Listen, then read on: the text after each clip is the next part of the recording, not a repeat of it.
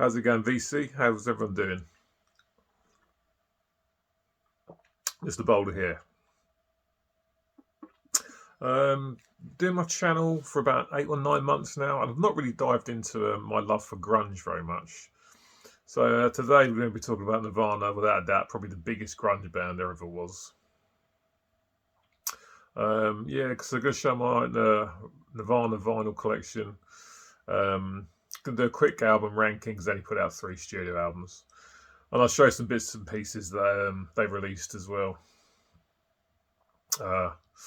First things first, though, I need to do something I should have done last week. Last week, I showed this, which Gord introduced me to, and I was supposed to plug his channel, but I forgot the name. And his channel name is the Black and Hymns channel. Gord's like me; he's not been in the VC very long. He's making really good stuff, and he needs more subscribers, I think. So I'll leave a link in the description below so you can go and check out his channel. So that's that out of the way. So now on to the subject of this week's video, Nirvana. Yeah, so every now and then I'll watch a video on YouTube of an old sort of hair band from back in the day. You know, could be anyone. Motley Crue, Rat, Warrant, Trickstar, Danger Danger. And without fail, at some point you'll see a comment on one of these videos, someone complaining, saying, yeah, this is back when music was really good. I hate all that grunge shit when it come along, you know, fuck grunge, all kind of things like that, you know. And I think to myself, man, that's 30 years ago now, you need to let it go. It still makes me laugh now. You know, if people writing those comments have got to be at least in their late 40s, and the grapes are still sour by the sounds of it. Does make me laugh. I love grunge. But yeah, let's get started with the Nirvana vinyl collection. This is my most expensive record according to Discogs. This is an unofficial press I've got of Bleach. This cost me a whopping £15. At some point on their Discogs, someone paid me 300 quid for this. God knows why.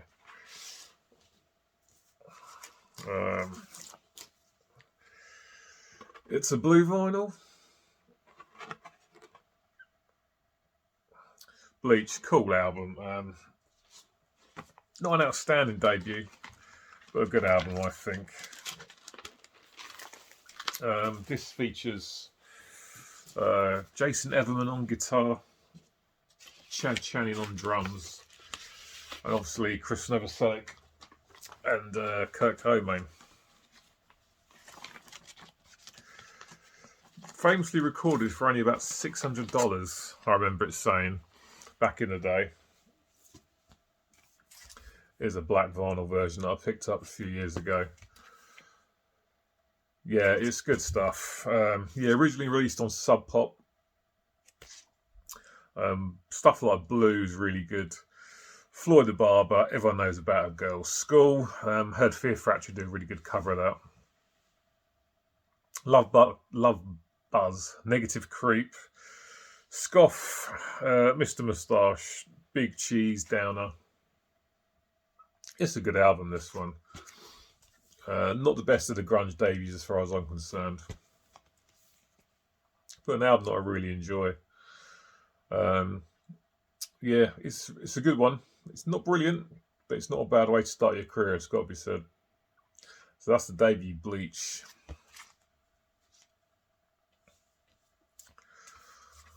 On to the big seller, probably the biggest album of the 90s with regards to alternative rock, without a doubt.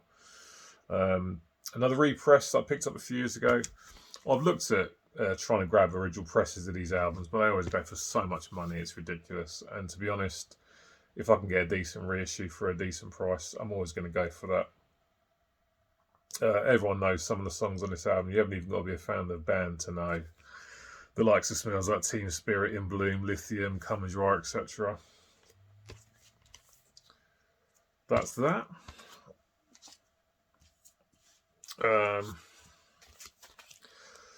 Smells Like Teen Spirit 12-inch single from back in the day. On the the B-side, this has got Even in His Youth and Aneurysm. Both really good songs, actually. I can see why the B-sides are not quite as good as we end up on the album. But still good. This has got a very old Andy's Records import sticker on it. This was about £7.50 if I remember correctly.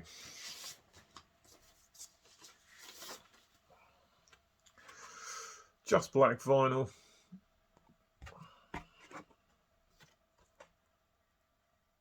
Yeah, a massive song.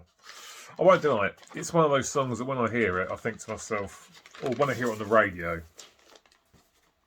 I think, oh, it's overplayed, you know, I don't need to hear it again. But when I listen to it in the context of an album, I actually really enjoy it. The same goes for stuff like Paradise City by Guns N' Roses. If I hear that on the radio, not interested, but when I actually listen to the whole album, I'm much more down with it.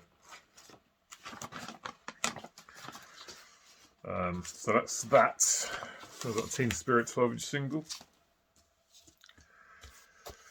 In Bloom picture disc, which I bought back in the day. It's got live versions of Sliver and Polly on it. Not played this in such a long time. Yeah, good song. One of my favourites off the album, actually.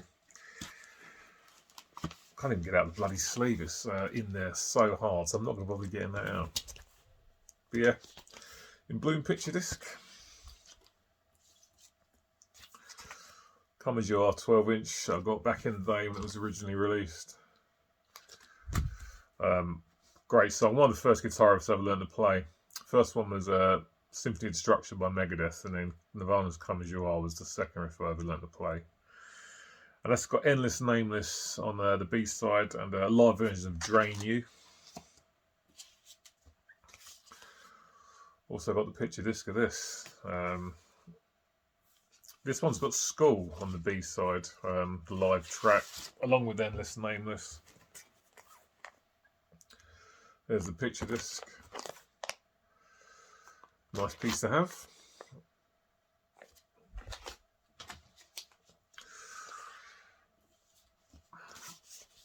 Lithium Pitch disc. I picked this up and the Come As You Are picture disc last year. I had all the other singles from the album, so I wanted to grab these as well. I didn't have these. Great track, Lithium. Again, one of my favourites. There's the picture disc for you.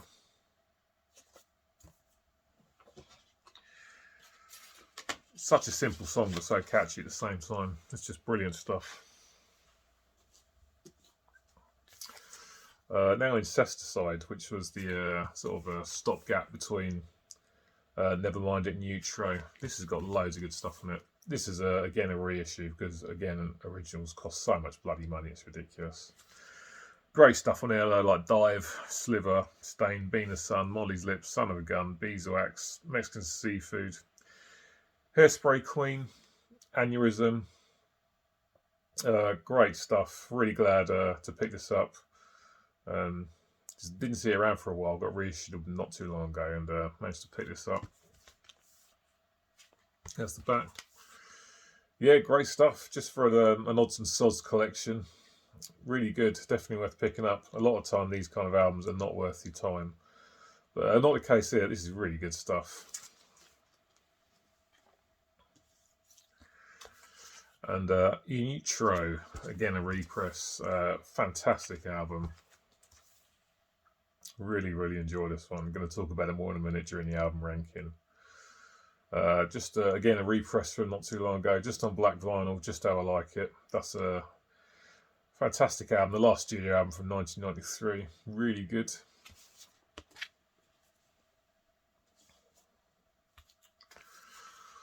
Unplugged in New York. I absolutely love this. Big fan of the MTV Unplugged stuff back in the day. Some of the sets are fantastic, and this one's really, really good. Obviously, all acoustic. This was the first time you saw Pat Smear with the band, I think. He's obviously now in Foo Fighters. So really good cover, not covers. Yeah, there is covers on there actually. Yeah, Great cover of Bowie's Man Who Sold the World. This was actually my introduction to that song. I didn't know of it before. And other great stuff from the albums. Some good acoustic versions of About a Girl, Come As You Are, Penny Royalty, stuff like that. And yeah, another great album. Good unplugged set from back in the day. Glad to grab this and have it in the collection. That is for sure. This is the No Apologies, All Apologies Even single. It's got Rape Me on here, and track on side 2 is just simply titled MV. I think it actually stands for Moist Vagina. Good stuff. Again, this one has come out of the sleeve.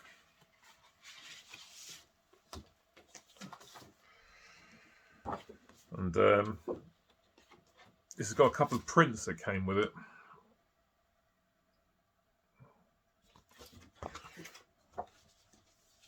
Yeah, I got that when it was released. Can't remember when it was. Probably around about in the 1993, something like that. Great song. Can't really remember the B-side, to be honest. I've not played it for a very long time. This is like a best of that they put out a few years ago. Quite a few years ago now, I suppose. Nice 2 LP set.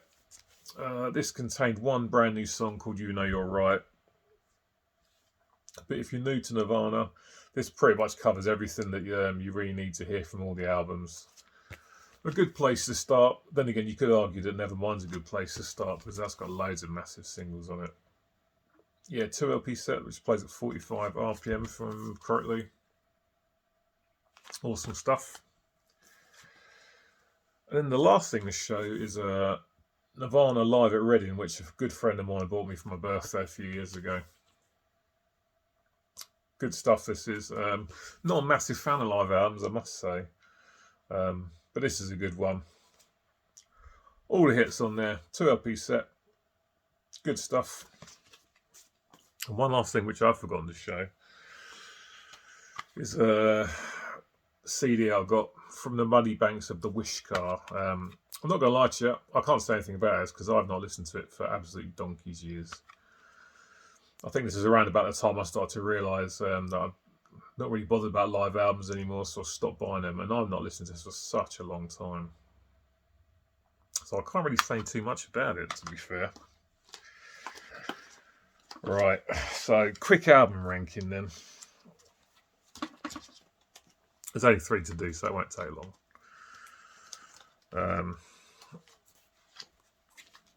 So coming in at third, for me, would be the debut, Bleach. I suppose this is probably as metal as they got, and obviously they're not a metal band. But a couple of songs in there are a little bit metal about them with regards to the riffs, like Negative Creep, the last track on side A. Quite a heavy riff for Nirvana. But a lot of good songs on this one. I love the opener, Blue, really, really good. Floyd the Barber's great, and About a Girl is really, really good. Again, Negative Creep, fantastic. Mr. Moustache, Swap Meet, Scoff. A lot of good stuff on this one. I revisited this a while back for the first time in a long time. And it was better than I remember it being. It's not the best out of the grunge debuts, though, I have to say. Yeah, only $600 to record this entire thing. That is very cheap. A good album, no doubt about it. But yeah, of the 3 studio albums I put out, it's my least favourite. So that's Bleach, number 3. Number 2 is the big seller, Nevermind. Yeah, like I said earlier, you don't even have to be really familiar with the band to know a lot of the songs on this album. Really good stuff. The only thing that lets it down for me, though, is Polly and Something in the Way. Not too fussed about those songs at all. I'm really not. But kicks off with Smells Like Teen Spirit. Everyone knows that song. Brilliant stuff. In Bloom, Come As You Are. Breed, Lithium, you know, like I say, apart from the last track, that side A is absolutely solid. Territorial Pissings, Drain You, Lounge Acts, Stay Away, On a Plane. Then closes with Something in the Way. Something in the Way is okay. But yeah, just I think the faster, the more rockier songs are the best. This was the first album, of course, that featured Dave Grohl on drums. Everyone knows who he is now. Who he is now, I should say. Yeah, it's a great album. You know, this is sold by the absolute bucket load. And this album on its own pretty much wiped out the entire hair metal kind of scene. Absolutely, you know, I mean, that stuff had been big news for about 8 years by the time this album come along. And after this, that scene pretty much just vanished without a trace. I saw an interview with Tom Kiefer from Cinderella, and he said, you know, things just pretty much stopped. You know, people almost not even kind of acknowledging your existence if you're a glam band after grunge hit. So a huge album, this. A brilliant album. I absolutely love it. But obviously it's given away what is my number one. And it's the last studio album, In Utero. This to me was the album that they made to try and get rid of the hanger-on fans. The Nevermind fans who weren't really into the band before. I remember seeing an interview with Kurt, and he said he was really disappointed because when they were touring Nevermind, he noticed that some of the people that were coming to the gigs were what the Americans call the jocks at the school. You know, the cool kids who used to push around the alternative kids and people like that. And I think this is an album that was made to try and get rid of those fans and keep the real fans coming to the shows and enjoying the band. It is incredibly raw compared to that Nevermind. Nevermind is very much a polished album. Butch Vig did a really good production job on that, but it's an incredibly polished sounding album, whereas this is just the complete opposite. This was produced by Steve Albini. And the vocalist in my band, my friend Nick, he actually told me that this is actually polished up from what it was. It was even more raw than this, which is amazing to me because this is a very, very raw sounding album. And it's their best work. Kicks off with Serve the Servants. Then probably one of my favourites on the album, if not my favourite, Scentless Apprentice. Great stuff.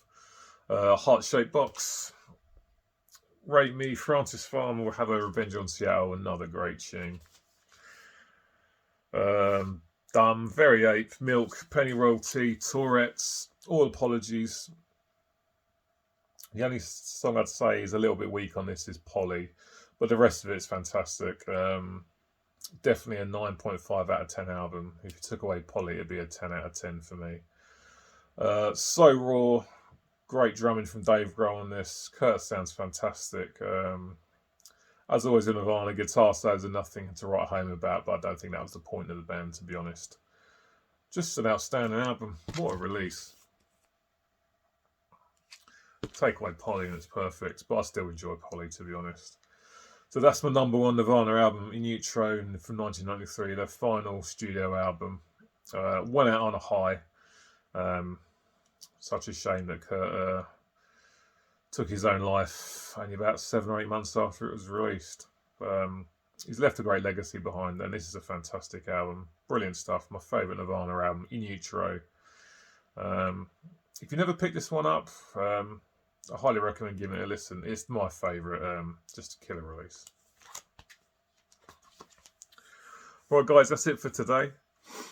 I'll be back with, I think, which can be part 3 of my big collection update, because most of the stuff's come through, but I'm still waiting for a couple of bits and pieces. So that'll be around, hopefully next week. If not, I'll be doing something else. Cheers for watching to the end if you've made it towards the end. Thanks for watching as always. If you like the video, hit the like button. Please subscribe to the channel if you're enjoying the vids, and I'll catch up with you next time. And once again, go and check out Gordon's channel because he's really good. I'll leave a link below. Well, guys, take care, and I'll catch up with you next time. See ya.